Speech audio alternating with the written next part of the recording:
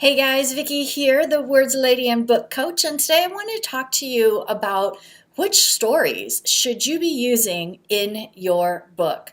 Well, here's the thing, you should probably be using these stories outside of your book as well, but when you learn how to tell them in your book, then you're really going to be able to tell them on stage and in videos, in conversation and networking, on the fly, anywhere you need to. But the main story you need to be telling in your business book is your why story. And that's because people buy your why. If you've watched Simon Sinek's YouTube video, if you haven't, go look for it. People buy your why. All things equal, people are going to choose something that they resonate with. So it's really important that you get really good at sharing that why story. And then you put that in your book. I've even seen where people, famous people, have had the same why story in two different books because you never know if somebody bought the other book or not. And it's not a big deal if you share the story again. I've told this before. It's like when you have a hit as a musician, as an artist, you're often asked to play or sing that same song over and over again, right? Hopefully you're not a one-hit wonder, but that's beside the point.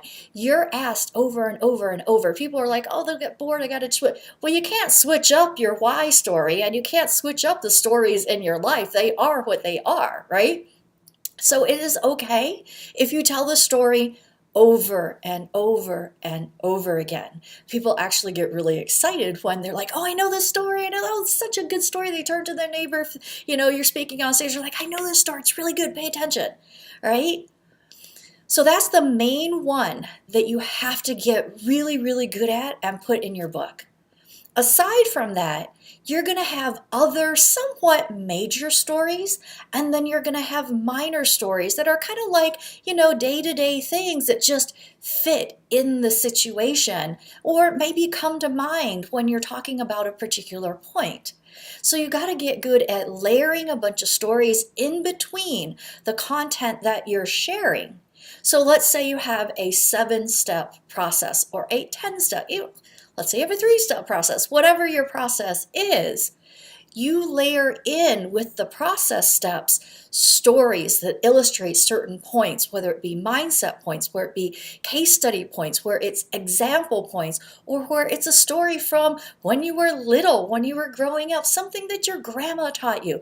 There are all sorts of stories that you can tell, but you need to make sure that the biggest story that you always tell people is your why story, so that when they see you, they automatically identify, they automatically know these stories. For me, I have 2 stories that I tell quite often.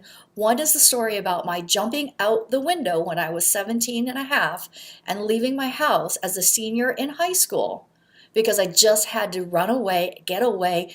I was trying to outrun my story, although I took it with me in my head. The other big why story I tell a lot is about my Lyme disease journey. And neither story is anything that anybody has ever told me. I can't believe you told that story again. In fact, I get feedback sometimes like, wow, this is the one that I like the best, the version you told the best. Because when you're speaking it, it doesn't come out the same every single time, right?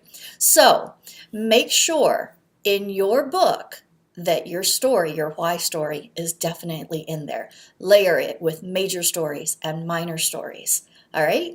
And then if you have any questions or comments, if you have like big ahas that came about from watching this video, I would love if you shared it below. And if you haven't yet joined my Facebook group, Write Your Biz Book, I'll drop that link below and you can join us there. All right? Talk to you later. Bye.